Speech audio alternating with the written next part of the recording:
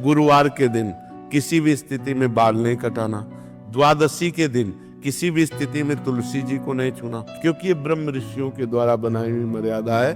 बुधवार को और शुक्रवार को आप बाल कटवा सकते हैं, लेकिन अन्य दिनों में कटवाने से आपके पुण्य क्षय होंगे। अब रोज सुबह लोग बाल आदि, तो हम कहते हैं केवल बृहस्पतिवार को मत करवा, और ना मानो तो गुरुवार का दिन परम पवित्र गुरु के लिए है, उस दिन आप छौर कर्म न करें, बिल्कुल निषेध है। नहीं, उससे पुण्य नष्ट होते हैं, आयु नष्ट होती, बुद्धि नष्ट होती।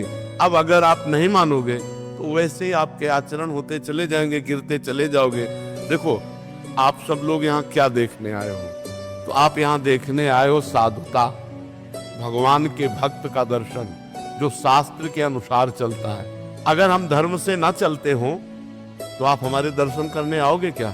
हम भी तो एक मनुष्य हैं, हम भी तो आप जैसे ही हैं। तो आप सोचो, उन्हीं ब्रह्म ऋषियों ने ये मर्यादा रखी। वैसे ही जब हम चलते तो हमारे अंदर तेज, हमारे अंदर शांति, हमारे वचनों का प्रभाव, हमारे दर्शन मात्र से तुम्हें सुख मिलेगा।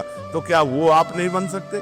तो जो शास्त्रों में लिखा है उस पे हम क्यों नहीं लगाते, उसका हम आचरण करते हैं। जैसे देखो, कहते हैं हम सब एक हैं, हम भी कहते हैं सब एक हैं। अब एक पिता के दो पुत्र हैं, एक बड़ा एक छोटा है।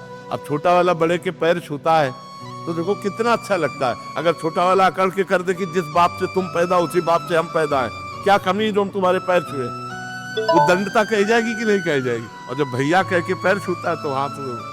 तो ये जो हमारी एक मर्यादा बनी हुई है, जो हमारे शास्त्र आज्ञा बनी हुई है, उसका पालन करने से हमें आनंद मिलता है, हमें शांति मिलती है, हमारी उन्नति होती है। और जब हम शास्त्र की आज्ञा का उल्लंघन करते हैं तो अशांति होती है, क्लेश होता है और हम अवनति को प्राप्त होते हैं। इसलिए हमें लगता है जो शास्त्रों में लिखा है उसका अक्षरशः पालन करना चाहिए।